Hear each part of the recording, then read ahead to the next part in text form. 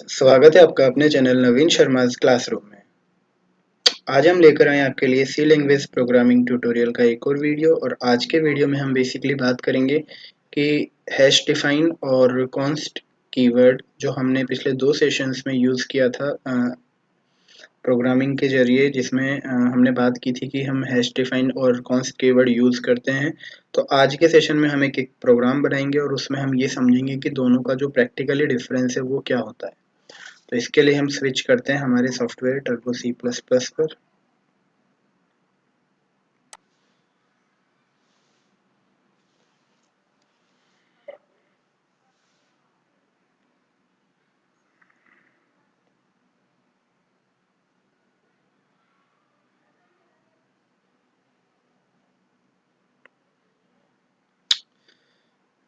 जैसा कि आप स्क्रीन पर देख रहे हैं, हमने पिछले सेशन में ये प्रोग्राम बनाया था जिसका वैसे तो कैलकुलेशन करने के लिए सर्कल की सरकमफ्रेंस का, बट यहाँ पर हमने एक ये चीज़ समझी थी कि हम कॉन्स्ट कीवर्ड यूज़ करते हैं यहाँ पर।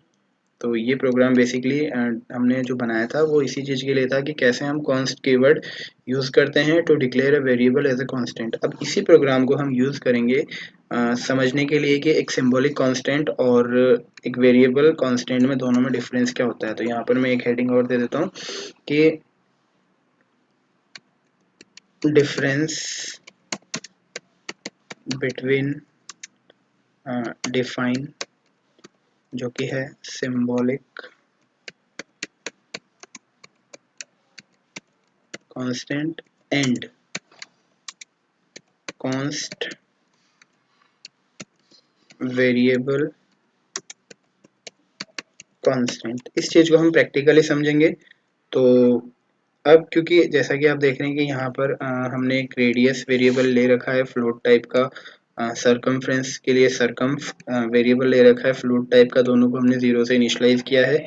इसके अलावा हमने एक वेरिएबल डिक्लेयर किया हुआ है पाई, जिसको हमने वैल्यू दी है 3.14। अब क्योंकि ये फ्रैक्शनल वैल्यू है तो इस वजह से इसको हमने फ्लोट डेटा टाइप भी यूज़ किया। अब इसको एज अ वेरिएबल हमने डिक्लेयर किया तो हमने इसको CONST कीवर्ड लगाया और फिर हमने इसको फर्दर रेडियस को इनपुट करवाया। अब आप देख रहे हैं कि पाई की वैल्यू फर्दर असाइनमेंट स्टेटमेंट की मदद से हमने चेंज करने की कोशिश करी, लेकिन क्योंकि हम कॉन्स्ट कीवर्ड यहाँ पर अप्लाई कर रखे हैं तो ये इसको अलाउ नहीं करेगा। और आप देख सकते हैं इसके लिए एक एरर भी यहाँ पर स्क्रीन पर आपके आ रही है, जो कि ये बता रही है कि can not modify the const object. ठीक है, अब इस चीज़ को मैं एक बार यहाँ पर कमेंट कर लेता हूँ। अब क्योंकि हम डिफाइनिंग सिंबॉलिक कांस्टेंट का कॉन्स्ट कीवर्ड से डिफरेंस समझ रहे हैं, तो एक मैं कांस्टेंट और यहाँ डिफाइन करता हूँ यूजिंग द सिंटेक्स, जिसके अकॉर्डिंग सबसे पहले हमने हैश प्री प्रोसेसर लगाया, फिर डिफाइन कीवर्ड लगाया। अब कांस्टेंट डिफाइन करने के लिए मैंने इसको पाई वैल्यू दी और मैंने इसको, एक सेकेंड मेरा नमलॉक यहाँ पर ऑफ है, मैंने इसको इनिशियल वैल्यू 3.14 ही दी, जैसा कि मैंने यहाँ पर आप देख रहे हैं कि स्मॉल पाई को दिया हुआ है। अब आप देख सकते हैं कि यदि मैं यहाँ पर एक और कैलकुलेशन के लिए काम करता हूँ, जहाँ पर मैं एरिया कैलकुलेट करने के लिए जा रहा हूँ, तो इसके लिए हमें क्या करना पड़ेगा, पाई मल्टीप्लाई रेडियस मल्टीप्लाई रेडियस। यहाँ पर मैंने ये दिया। अब यहाँ पर आप समझ सकते हैं कि जो एरिया कैलकुलेशन हो रही है वहाँ तो हमने pi as a symbolic constant use किया, और जहाँ पर सर्कमफ्रेंस कर रहे हैं वहाँ पर हमने वेरिएबल एज अ कांस्टेंट जो डिक्लेयर किया था उसको यूज़ किया, यानी कि स्मॉल पाई और कैपिटल पाई। ठीक है, एक बार हम इसको प्रिंटफ स्टेटमेंट से प्रिंट भी कर लेते हैं।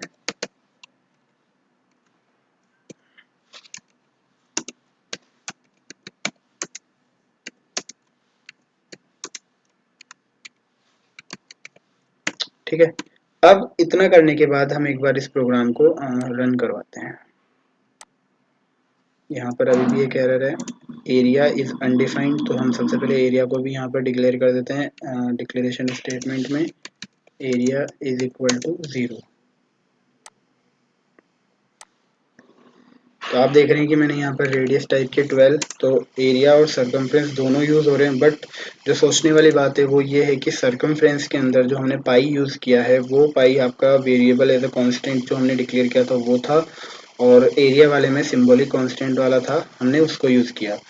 अब बात आती है इन दोनों का डिफरेंस समझने की। तो आप देख सकते हैं कि जो पाई है वो हमने ऊपर डिक्लेयर किया हुआ है एज अ सिंबॉलिक कांस्टेंट, और ये किसी भी टाइप का कोई वैल्यू नहीं है। जनरली हम एक वेरिएबल जब डिक्लेयर करते हैं तो उसका सिंटेक्स क्या होता है कि पहले एक डेटा टाइप यहाँ पर आएगा, जैसा कि आप नीचे वाले पे चलते हैं कॉन्स्ट कीवर्ड वाले पे। जब हमने पाई को यहाँ एज अ वेरिएबल लेकर के कांस्टेंट बनाया तो सबसे पहले हमने इसको डेटा टाइप दिया, फिर हमने वेरिएबल का नाम दिया और फिर हमने उसको एक वैल्यू दे दी प्रॉपर सी।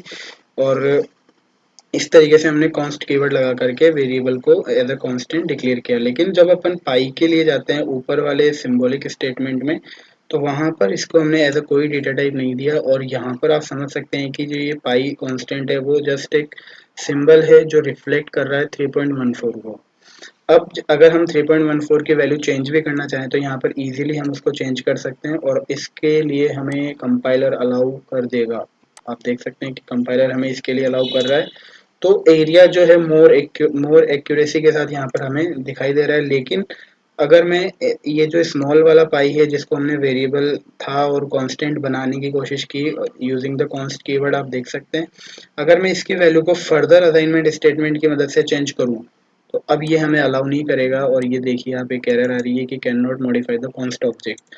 तो जनरली जब अपन कॉन्स्ट कीवर्ड को यूज़ करते हैं और उससे उसका जो वेरिएबल है जो पाई हमारे एग्जांपल के तौर पे है स्मॉल पाई, उसकी वैल्यू को अगर हम चेंज करने की कोशिश कर रहे हैं तो कॉन्स्ट कीवर्ड वाला वेरिएबल चेंज नहीं हो सकता, ये कंपाइलर इसके लिए अलाउ नहीं करता। बट अगर अपन सिंबॉलिक कांस्टेंट में जाते हैं तो वहाँ पर इजीली हम इस चीज़ को चेंज कर सकते हैं जहाँ पर हमने इसको डिफाइन किया है। और फिर हमारे प्रोग्राम में जहाँ पर भी हम चाहें इसको यूज़ कर सकते हैं। और सबसे बड़ी बात ये है कि यहाँ पर जो चेंजेस हमें करने हैं वो केवल एक ही जगह पे हो रहे हैं जहाँ पर हमने कांस्टेंट को डिफाइन किया है, और उस कांस्टेंट का जो रिफ्लेक्शन है जहाँ पर हमने सिंबल के तौर पे यूज़ किया हुआ है जैसा पाई है, वो पाई जहाँ पर भी यूज़ किया जाएगा वो चेंज वैल्यू ऑटोमेटिकली यहाँ पर यूज़ में आ जाएगी। तो अभी मैंने सरकमफ्रेंस और एरिया दोनों के लिए कैपिटल पाई यूज़ किया है, तो अब अपन देखेंगे कि जो रिजल्ट है वो ज़्यादा एक्यूरेट आएगा, क्योंकि पाई की वैल्यू यहाँ पर ये 0 0 हो गया है। एक बार इसको अपन वापस से एग्जीक्यूट करते हैं।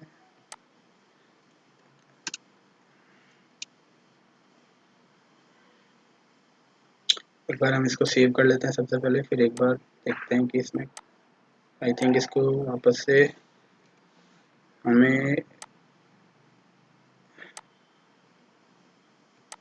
क्लोज करके स्टार्ट करना पड़ेगा।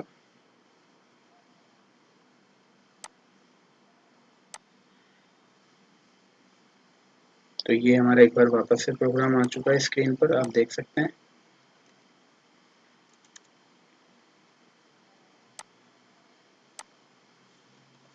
मैंने 12 वैल्यू दी और अब इसका रिजल्ट आ रहा है सरकमफ्रेंस भी और एरिया भी।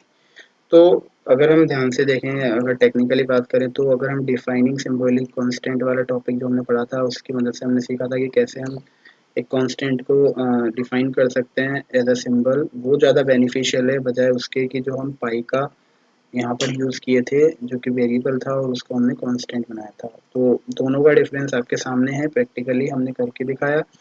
और इसके अकॉर्डिंग हमें यही समझना चाहिए कि जो सिंबॉलिक कांस्टेंट की डेफिनेशन है वो किसी भी डेटा टाइप से एसोसिएटेड नहीं होती, लेकिन जो वेरिएबल जिसको हम कांस्टेंट बनाते हैं वो एक डेटा टाइप से एसोसिएटेड होता है, और उसके वैल्यू प्रोग्राम में हम चेंज नहीं कर सकते यदि हम असाइनमेंट स्टेटमेंट के द्वारा कर रहे हैं। लेकिन सिंबॉलिक कांस्टेंट के लिए ऐसी कोई लिमिटेशंस नहीं है, उसके लिए वैल्यूज हम इजीली चेंज कर सकते हैं एट अप्रोप्रिएट प्लेस, और उसको फिर हम फर्दर हमारे प्रोग्राम में अकॉर्डिंगली यूज़ भी कर सकते हैं। तो thank you so much guys.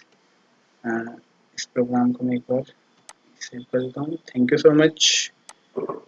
ये था हमारा आज का सेशन, और इसी के साथ हम हमारा जो सेशन है इसको क्लोज करते हैं। So thank you so much, have a nice day, good bye.